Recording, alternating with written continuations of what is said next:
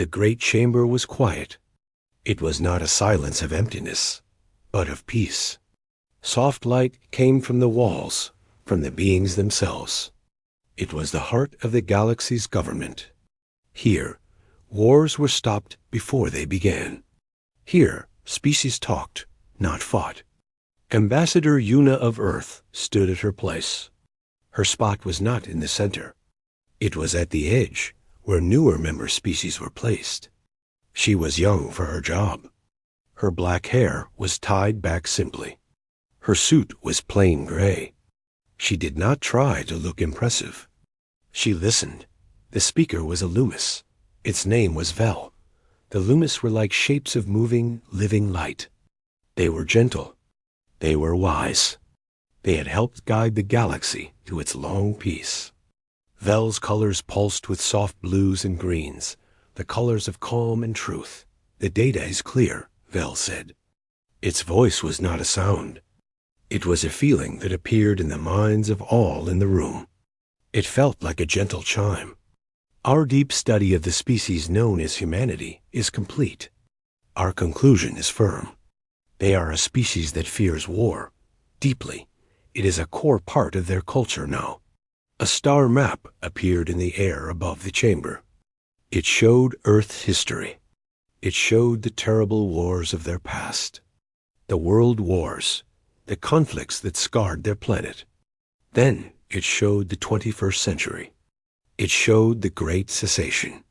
The day the last major nation put down its guns. See here, Vel continued, the map zooming in. Their turning point. They looked at the ruin they had made. They saw the cost was too high. They decided, as a species, to step back from the edge. Their entertainment, their stories, even their training for soldiers. It all changed. It became about defense only, about preventing war, not winning it. For over 100 years since joining us, they have not started a fight. They have not even threatened one. When the traders of Kessel disputed a mining claim, the humans simply left. They gave it up. They fear conflict more than they desire resources. Yuna's face showed nothing. She stood perfectly still. Inside her mind, she was busy. She heard the words. She understood the meaning behind them. They were calling her people cowards. But they were saying it nicely. They were wrapping it in praise. Peaceful, wise, evolved. Near the back wall of the chamber, 2 other humans watched. Lieutenant Min was a security officer. His job was to protect Yuna. He was tall, with short hair and sharp eyes. He watched the room, not the map. He saw how the other ambassadors looked at Yuna. He saw the pity in their strange faces. The insect-like Carvaxians tilted their heads. The aquatic Pell shifted in their water tanks. They all agreed. Next to Min, Dr. Sue watched the data. She was a scientist who studied other species. Her face was calm, but her mind was racing. The Loomis data was good. It was also completely wrong. It saw the effect, but missed the cause. It was like seeing a man practice holding his breath and deciding he must be afraid of air. The Loomis finished. Therefore, Vel chimed, colors warming to a gentle yellow. In our strategic analysis for the coming Crethern threat, the Terran sector presents the lowest risk. The Crethern swarm is violent. They seek conquest. They will strike where they see strength to break the galaxy's spirit. They will not waste force on a sector defended by a species that has forgotten how to fight. The Terran sector is, for all military purposes, a quiet backwater, a safe zone. Our resources should defend the core worlds, where warrior species like the Valorians stand. The chamber hummed with agreement. The Valorian ambassador, a being of thick muscle and stone-like skin, thumped his chest in approval. His sector would get more ships, more shields.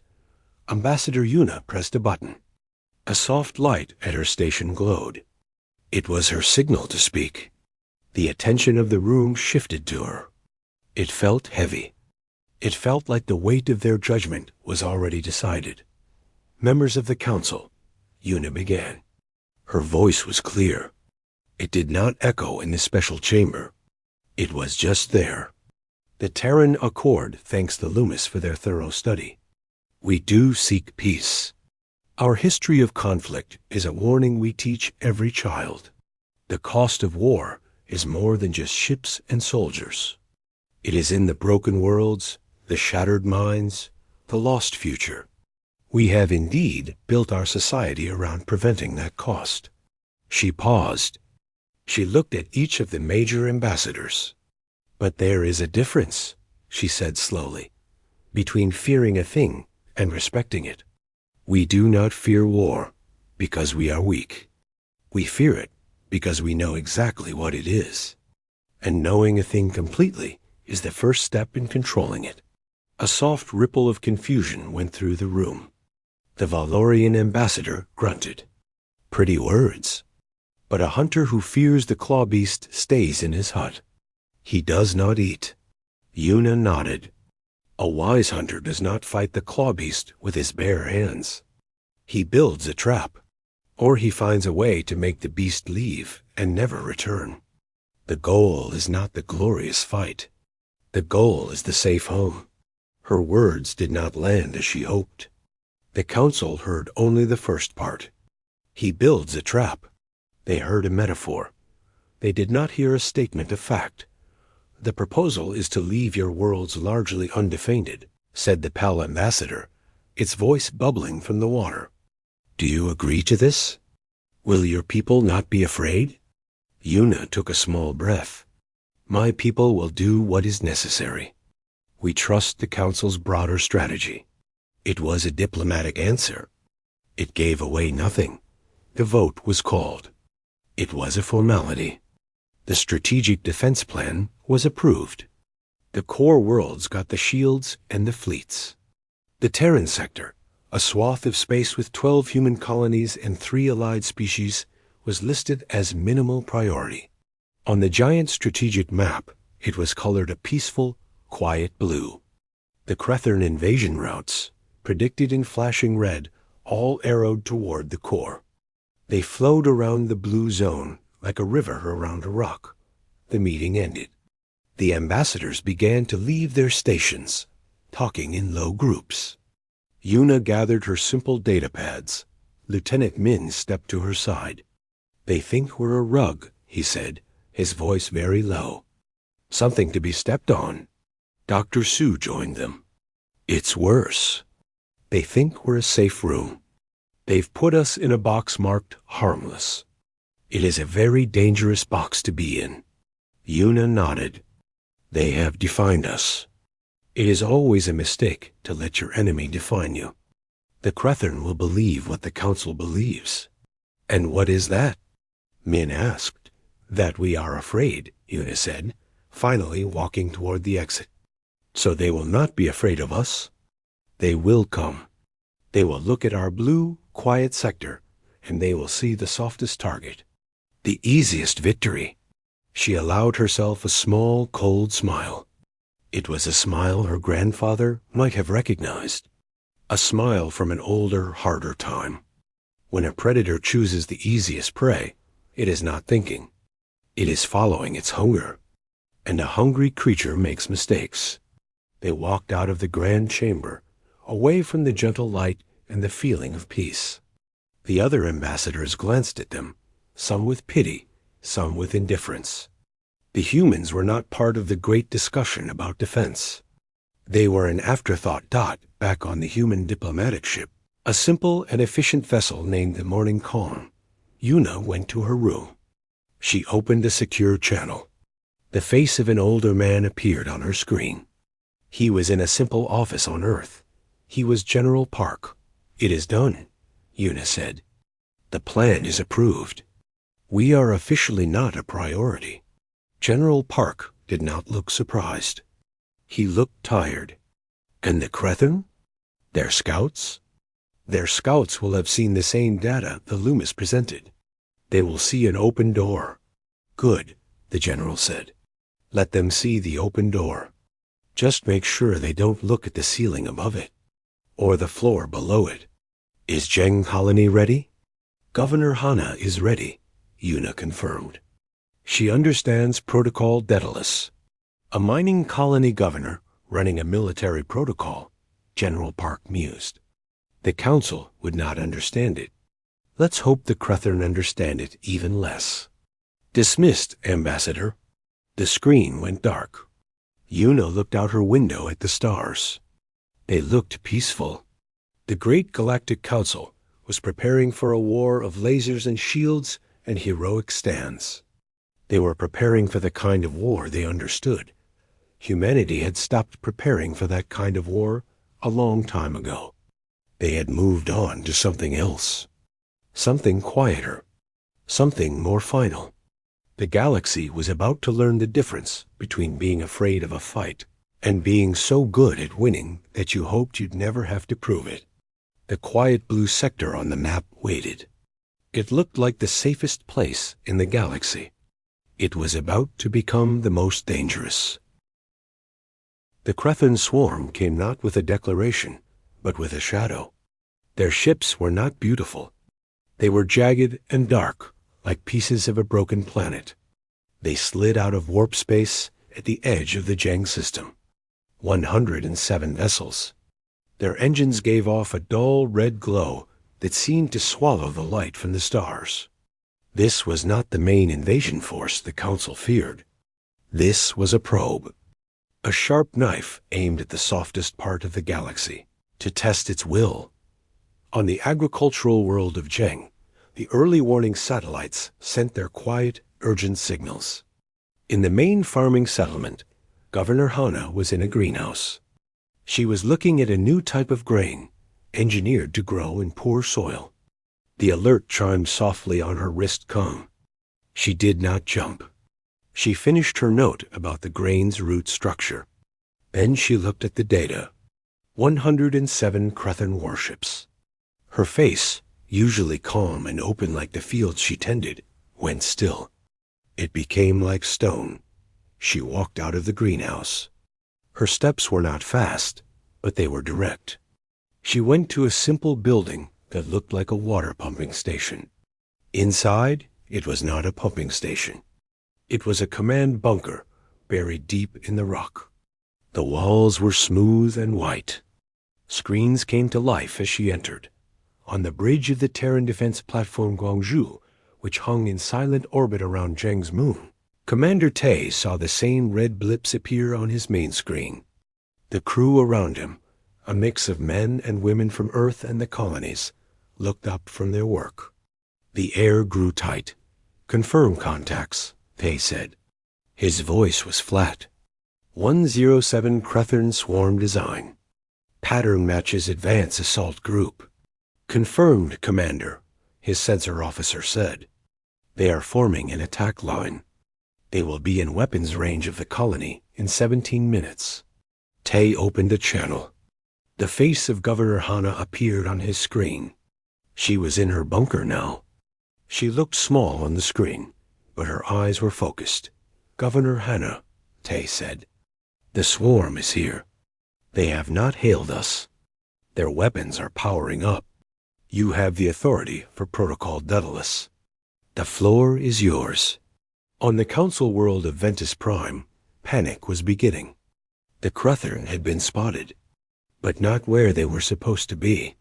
The main defensive fleets were waiting near the core worlds, near the Valorian sectors. The Crethern were not there. They were at Zheng, a human farming world dot in the Galactic Council chamber, which was now an emergency command center. The Lumisvel pulsed with frantic, hot colors. They are at the Terran sector. They are attacking Zheng. This was not predicted. The Valorian ambassador roared. It is a trick, a distraction. Their main force will still hit us. We cannot abandon the humans. The PAL ambassador bubbled, though its voice was full of fear. We have no forces to send. Vel chimed, a sound of distress. It will take 6 cycles for the nearest fleet to reach them. The humans. They must hold, or they must fall. They all looked at the display. The red blips of the Crethern moved steadily toward the blue dot of Zheng. A single, small human defense platform, the Guangzhou, sat between them. It was a pebble before a landslide. Back on Zheng, Hannah's fingers moved over her console. She did not look at the terrifying image of the alien fleet. She looked at a list of options. Protocol Daedalus was not a military plan. It was a menu. A list of tools and responses, each for a different kind of problem. The Crethern were a problem of invasive force. She selected a sub-protocol. Its name was Scorched Sky. Commander Tay, she said, her voice clear in the quiet bunker. Implementing Scorched Sky. Authorization Hannah 79er Green. Engage when ready. On the Guangzhou, Tay nodded. Acknowledged. Scorched Sky is go. All stations, stand by for non-standard engagement. The Council observers, whose tiny drones were attached to the Guangzhou to send back data, watched in confusion. They expected the human ship to raise its shields. They expected it to power its few small laser cannons. They expected a brave, hopeless last stand. The Guangzhou did none of that. It turned its back to the approaching swarm.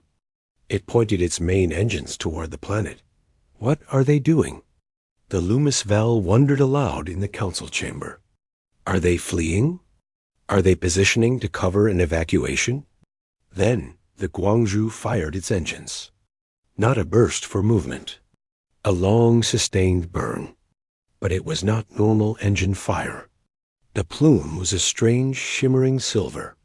It spread out in a wide fan, coating space between the planet and the enemy with a mist of metallic particles. Chaff? The Valorian grunted. Primitive radar confusion? It will do nothing against the target locks. But the silver mist did not disperse. It hung there, a strange glittering curtain. On the lead Crethern ship, the commander, a being of sharp angles and cold thoughts, saw the maneuver. It let out a grinding sound that was its version of a laugh. The humans were trying to hide. Pathetic. It ordered the forward weapons to fire. Purge the mist with plasma bolts and reveal the target. The bolts of fiery energy ripped into the silver curtain. And then the universe changed. The silver mist did not explode. It reacted. Where the plasma energy touched it, the particles dissolved, but not into nothing. They transformed into a new form. A dense gray cloud that swelled outwards, moving with a purpose that was not natural. It was like watching ink spread in water, but faster. Much faster. The gray cloud touched the lead Crethern ship.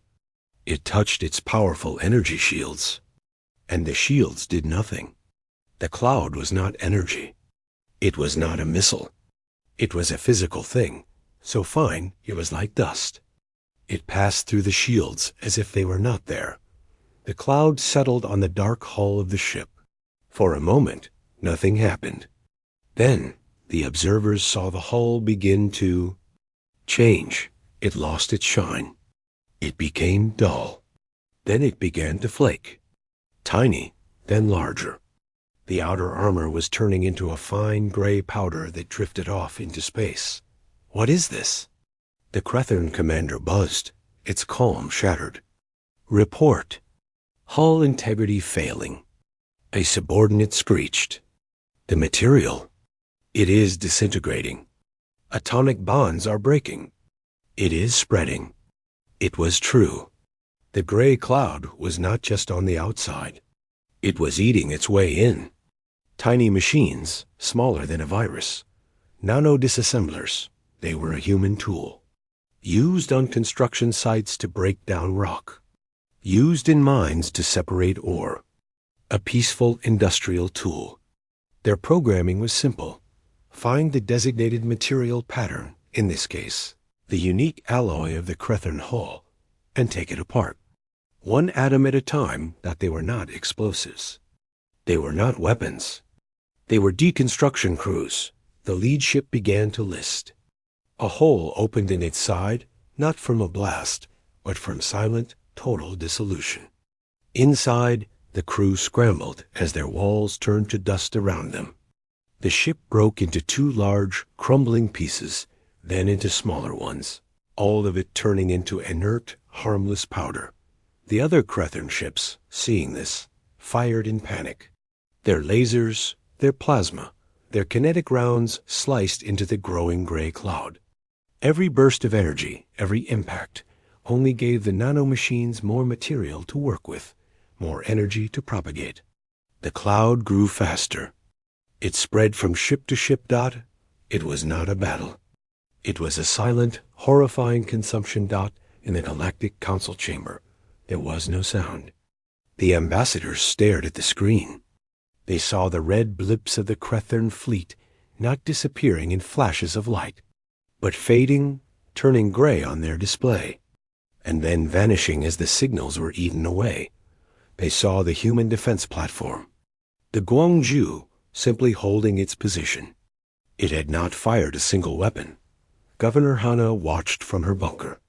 The data stream showed the disassembly progress. She saw the percentage of Crethern mass converted. She made a note on her console. Primary reaction efficient.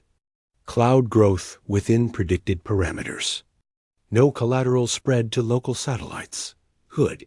She sounded like a gardener noting the progress of a new fertilizer. Finally, the Loomis valve found its voice. The colors were a shocked, pale white. Ambassador Yuna, what have your people done? Yuna, who was watching from her ship far away, replied as if explaining a simple fact. They solved the problem. Ambassador, the Crethern ships were an unauthorized structure in a traffic lane. They have been removed. The horror was silent. That was the worst part for the Galactic Council. On their main display, the 107 red icons of the Crethern Swarm's advance group did not vanish in the bright, violent flashes of a normal space battle. They simply crumbled. They turned a sickly gray color on the screen as the nanocloud ate their sensor arrays, and then they winked out, one by one. No explosions. No final, brave transmissions. Just silence, and then nothing. In the Council's emergency chamber, the air was thick with disbelief. The Loomis Vel pulsed with a dull, confused gray color. The Valorian ambassador, who had braced for the sounds of war, found himself unnerved by the quiet. He had seen ships torn apart by plasma. He had never seen them taken apart, like a child's puzzle being disassembled by an invisible hand. Replay the sensor data from the observation drone, the PAL ambassador whispered. Its bubbles trembling. They watched it again. The human ship, the Guangzhou, firing its strange silver mist. The Crethern firing into it. The gray cloud blooming, clinging, consuming. It was not an attack. It was a process. What is that substance? Vel finally chimed, its voice thin. Is it a bioweapon? A chemical agent? On the secure feed, Ambassador Yuna's face was calm. It is a tool. A nanite-based disassembler. We use it in mining and demolition. It breaks down specific composite materials into base dust. It is very efficient. You turned a mining tool on a warship? The Valorian said, his deep voice laced with something like disgust. That is not warfare. It is a trick. It is dishonorable. Yuna's eyebrow rose slightly. Is it more honorable to kill the beings inside with plasma than to simply unmake the ship around them? The Crethern in those vessels are still alive, for now. They are adrift in life pods, which the nanites are programmed to ignore. We will collect them. Prisoners of war. Our way spends less life, even theirs. The Council struggled with this. The idea was so cold, so logical, it froze their own thought processes. They focused on the wrong thing. You had these machines ready. You planned this. We plan for many possibilities, Yuna said. We have tools for many problems. The Crethern presented themselves as a problem of invasive physical structures. We applied the appropriate tool. But the Crethern swarm was not a single probe. The humiliation at Zheng was a sting, not a defeat. The main swarm armada, thousands of ships strong, was already moving. Their supreme commander, a ruthless veteran of 100 conquests named Carr, saw the data from Zheng. He did not see a terrifying new weapon. He saw a fluke, a one-time trick. The humans had used a clever trap on a small force. They would not be ready for the real might of the swarm. He redirected his main force. The core worlds could wait. The humans had insulted the swarm. They needed to be erased completely to restore fear. The Council saw this new movement on their maps. A river of red icons, a massive tidal wave of destruction, now turned entirely toward the Terran sector. Panic returned, greater than before. You have provoked them. Vel chimed in alarm. You have made them angry. They will crush your worlds out of spite. We did not provoke, Yuna replied, her voice hardening for the first time. We defended. You left us undefended. You called it safe. We never said it was safe. We said we would handle it. You cannot handle that. The Valorian roared, pointing at the massive swarm. Your little dust will be blown away by their numbers. They will bombard your planets from orbit. Perhaps, Yuna said. But you should watch. You wanted to see if we feared war. Now you will see what we built instead. What happened next was not a single battle. It was a series of events, each stranger and more chilling than the last dot, as the lead elements of the swarm entered the outer Terran systems. They were met not by warships, but by comets. Or what looked like comets. Long-range scans showed icy bodies on strange, fast trajectories. The Crethern vanguard, wary now, vaporized them with long-range lasers. The comets exploded into vast clouds of water vapor and something else, a fine glittering chaff that clung to their ships. It was not the disassemblers. It was a conductor. Then, from the dark, a single small human probe powered up. It emitted a single, powerful, targeted microwave burst. The burst ignited the conductive chaff clinging to the Crethern ships. It did not explode. It simply became incredibly hot, all at once. Every outer hull surface, every sensor pod, every weapon turret that was coated, glowed red, then white, then melted. Dozens of ships were silently crippled. Their fronts melted into slag. By a single burst from a probe, they hadn't even noticed Dot in another system. Crethern ground forces landed on a barren moon that housed a human listening post. Their scanners showed weak life signs inside. They marched in, heavy weapons ready. The doors opened for them. Inside, they found the human technicians sitting calmly in chairs, hands on their heads. The Crethern soldiers moved to capture them. Then the humans all spoke, in perfect unison, a single word in the Crethern language. Sleep. It was a sonic keyword. A trigger. The Crethern helmet systems, which filtered air and provided communication, had a sub-frequency vulnerability the humans had found in old trade scans. The word sleep, delivered at that exact frequency, caused a feedback loop in their audio processors. Every Crethern soldier in the room dropped instantly, unconscious. The humans stood up, cuffed them, and went back to their work. But the worst was the ghost dance. This was the work of people like Jun. Sitting in a quiet office on a station near Earth, he watched the Crethern fleet's internal network, a system they thought was secure. It was not. Humans had been listening to Crethern traffic for years, not to plan attacks, but to understand them. Jun knew their software better than they did. He uploaded a simple, elegant virus. It did not destroy data. It changed one thing. It altered the Crethern's identification, friend or foe protocols. To their sensor systems, The unique energy signature of the swarm's own command ships was slowly, subtly changed.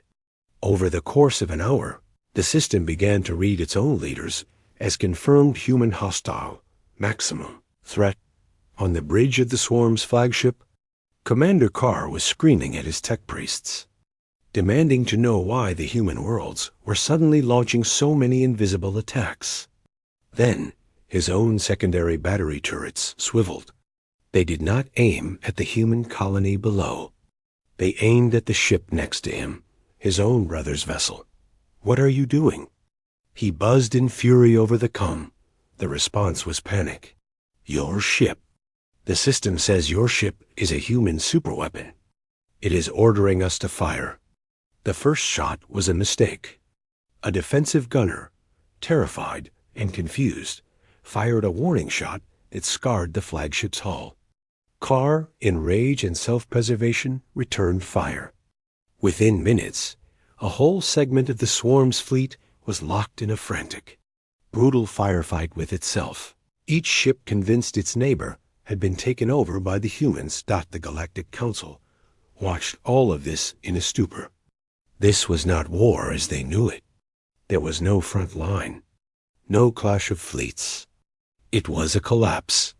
It was like watching a giant animal being bitten by 1,000 tiny, poisonous insects. It thrashed. It hurt itself. It roared in confusion. And it was dying. The Loomis Vel turned its sensor orb toward Una, its light a deep, troubled purple.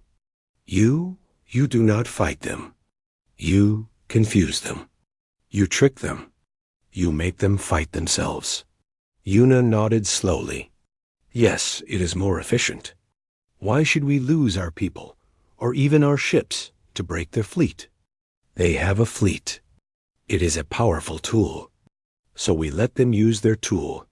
We just pointed it in a different direction.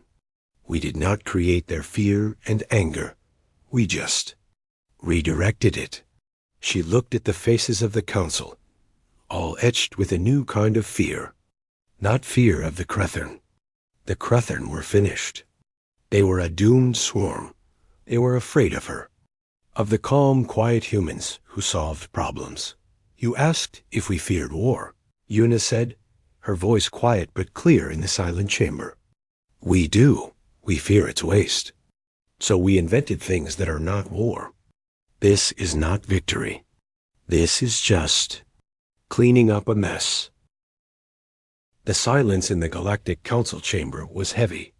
It was the silence that comes after a great noise has stopped, leaving only the ringing in your ears and the feeling that the world is now different. On the main display, the red tide of the Crethern swarm was breaking apart, not from outside force, but from within. Ships turned on each other. Fleets scattered, their communication a mess of panic and false signals. It looked less like a defeat and more like a system failing, a machine breaking its own gears. The Loomis Vel was a dim, flickering blue. The other ambassadors did not look at each other. They stared at the screens or at their own hands. They had prepared for thunder. They had received a quiet, surgical cut. Finally, the main doors opened. Ambassador Una walked in. She was alone. No Lieutenant Min, no Dr. Sue. She walked to the center of the floor, where usually only the speaker stood. Her steps were soft but certain. All the strange, alien eyes in the room turned to her. "You have questions," she said. It was not a question. The Valorian ambassador was the first to find his voice. It was rough, like stones grinding. "What? What is this?" "This is not combat. This is deception. Poison, trickery." Una turned her head to look at him. "You are correct. It is not combat. We stopped doing combat a long time ago. It is too loud. It is too expensive. It leaves too much to chance. You shame the very idea of battle." The Valorian roared, pounding a fist on his console. "A warrior looks his enemy in the eye. And if looking him in the eye gets your people killed?" Una asked, her voice still calm. Is the shame in losing or in winning in a way you do not like? Your way honors the fight. Our way honors the people we are sworn to protect. We do not care about shame. We care about results. The Pell ambassador stirred in its water tank. The nanomachines, the sonic word, the computer sickness. These were not weapons. You said they were tools. They are, Yuna nodded. The nano-disassemblers are for mining. The sonic frequency was discovered by our xenobiologists studying Crethern Hearing Range, a peaceful research project. The computer virus was based on pattern analysis of their public trade networks. We did not build weapons. We applied our tools to a new problem. The Crethern were a problem of invasive force. We solved it. You planned this. The Loomis bell chimed, its light flaring. You let us believe you were weak. You let the Crethern believe it. It was a trap. Yuna's expression softened, but it was not a friendly softness. It was the softness of pity.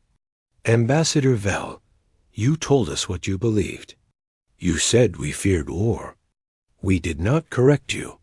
Is it a trap when you walk past a sleeping bear because you think it is a rock, and then it wakes up? The bear was always a bear. You just chose the wrong word for it. She took a step forward. You called it fear. It was not fear. It was disinterest. We lost interest in the contest of war.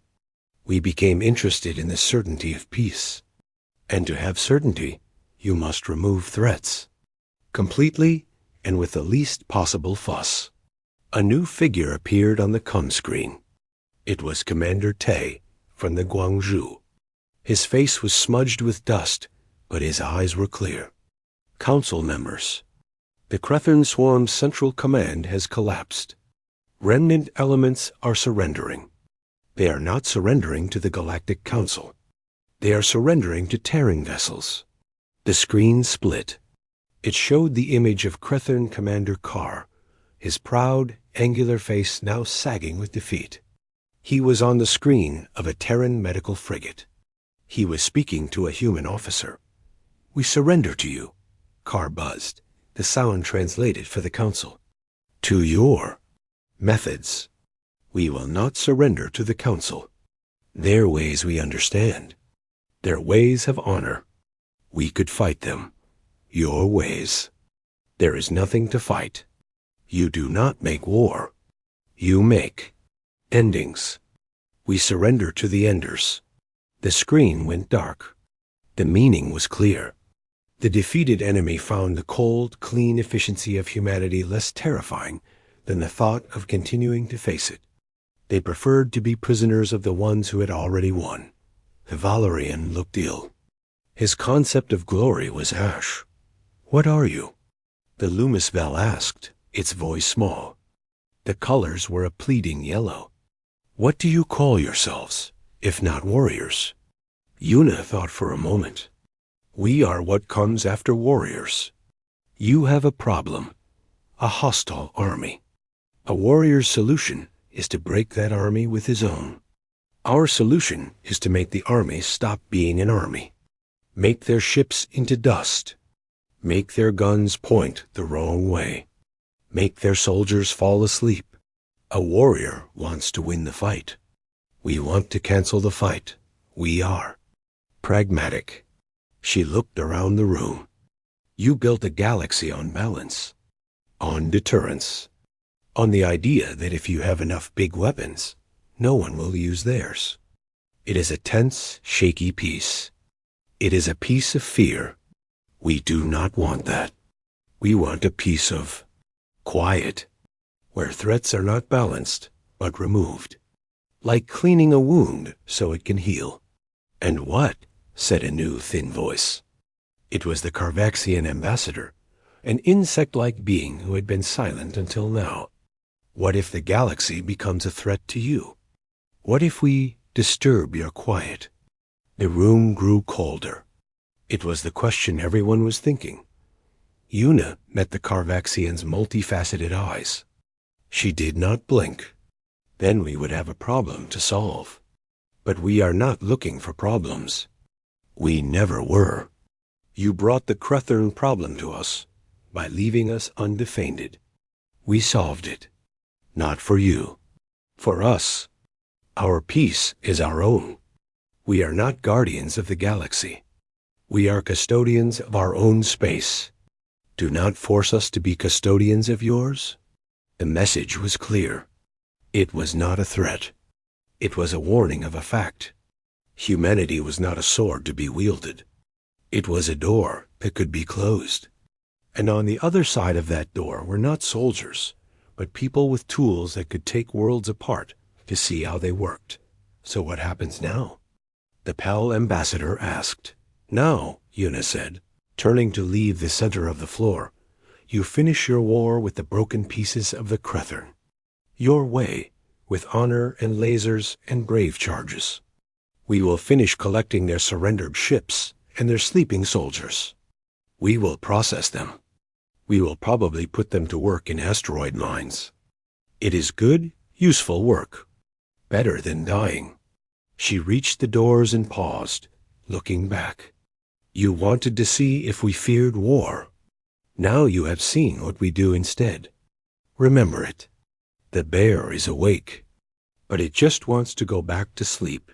Do not throw stones at it. She left. The great doors closed behind her with a soft, final sound dot in the chamber. The silence returned.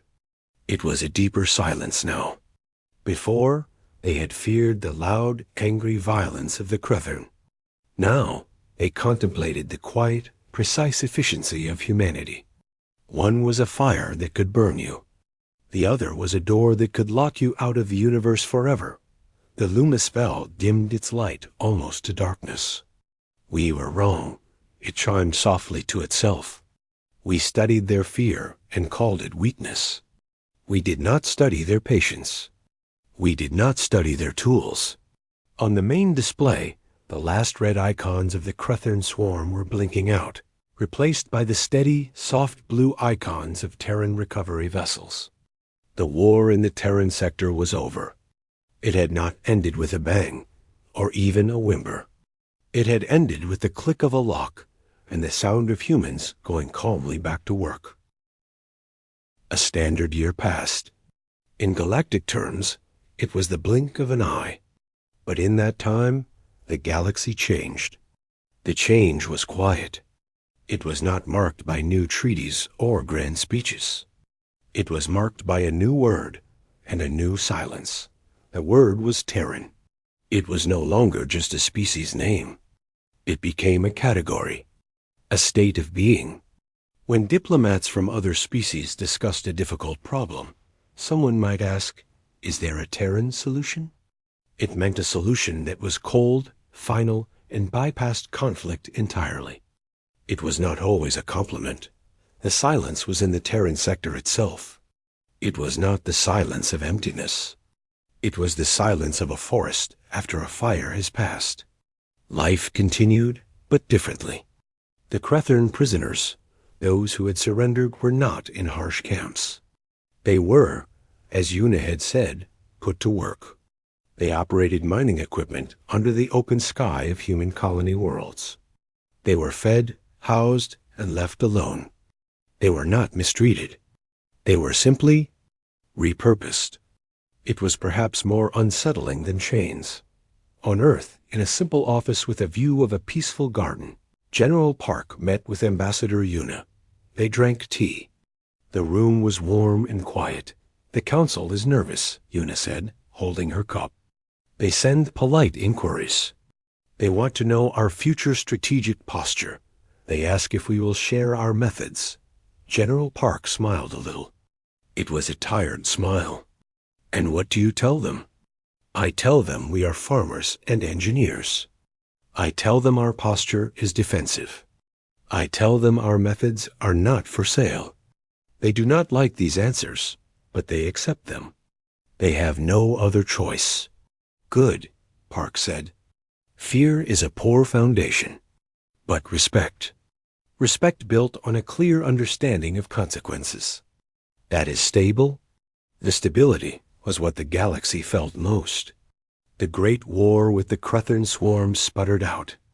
The main swarm, its heart cut out by the loss of its forward fleet and the madness of the ghost dance, fell apart. Other species, the Valorians and their allies, fought the remaining pieces. They won glorious, noisy battles. They built monuments. But everyone knew the war had been truly won in the quiet blue sector of the map. It had been won by a people who did not seem to know they were at war. One day, a Loomis trade ship entered the Jenk system. It was the first non-human vessel to do so since the incident. The ship's captain, a Loomis named L, requested permission to dock at the main orbital station. He wanted to see Governor Hana, who was still the governor, gave permission. She met L in a plain meeting room. The Loomis was a soft, glowing form of light. Hana was a woman in simple clothes, her hands still bearing a little soil from her morning in the greenhouse. "You are the one who gave the order," L chimed, his colors curious and cautious. "The order for the tool. I am," Hana said. "Would you like some tea?" They sat. L did not drink, but he appreciated the gesture. "Why?" L asked finally. "Why did you not call for help? Why did you not try to talk?" Hana looked out the window at her green world below. "There was no time to talk. And you had already said you would not send help. So we used what we had. It was the logical thing to do." "Logic," L repeated. "Many species have logic, but yours is different. It does not include honor or glory." Hana thought for a moment. "We think those are personal things. For an individual, not for a species. A species must be responsible. It must be efficient. Glory is a luxury. When you are responsible for lives, you cannot afford luxuries. You use the right tool for the job. A hammer for a nail. A nano-disassembler for an invading warship. It is the same principle." L's light flickered. He was understanding. This was the core of it. Humanity had removed the idea of war from the category of grand conflict and placed it in the category of technical problem. It made them utterly terrifying and completely reliable. "What happens next?" L asked. "Next?" Hana smiled. It was a genuine, warm smile. "Next, I go back to my new grain variant. It grows very well in the Southern Valley, and your trade ship will take on a load of it. It is very nutritious." And that was that. The Loomis ship left with its grain. The story L told was not of great weapons or fierce warriors. It was of a governor who was more interested in dirt than diplomacy, who had ended a fleet as a side task before lunch. The Galactic Council did not hold a vote to declare humanity the galaxy's protectors. They did not give them a special seat. Instead, they did something else. They amended their own charter. They added a single new clause. It was called the Terran Exception. The clause stated that the laws of war, the rules of engagement, the conventions on weaponry, all of it applied, where applicable. And in a footnote, it said that tools of industry, medicine, or science, even if used in a defensive manner, were subject to different regulations. Everyone knew what it meant. It meant the galaxy's rules did not fully apply to humans. Not because humans demanded it, but because the rules could not contain what humans did. Ambassador Yuna retired. Lieutenant Min became a teacher at a security school. Dr. Su went back to pure research on alien plant life. Commander Tay took a job piloting asteroid miners. They all went back to their quiet lives. The galaxy learned to live with the new reality. Trade with humans boomed. Their technology was excellent. Their art was interesting. Their food was good. But a new etiquette was born. No species would ever station a fleet near human space again. No species would make a demand of them. Disputes were solved with careful, polite negotiation. Humans were the best partners to have, and the worst enemies to make dot at the edge of the Terran sector. A new beacon was placed. It was not a weapon. It was a simple relay station built by the humans. It broadcast a signal on all frequencies. The signal was not a warning. It was a statement. It was just 3 words, repeated in every known language. We are home. It meant the space within was theirs. It was cared for. It was quiet. It was a statement of fact, not a threat, and in the great, swirling galaxy, with its ancient rivalries and proud warrior species, a new truth was accepted. The most dangerous people were not the ones who loved to fight.